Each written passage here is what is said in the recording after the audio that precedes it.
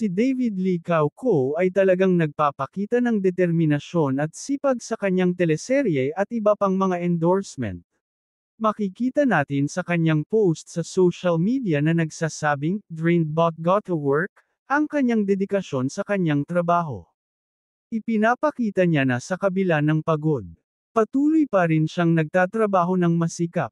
Isang inspirasyon siya sa mga taong nagnanais na maabot ang kanilang mga pangarap.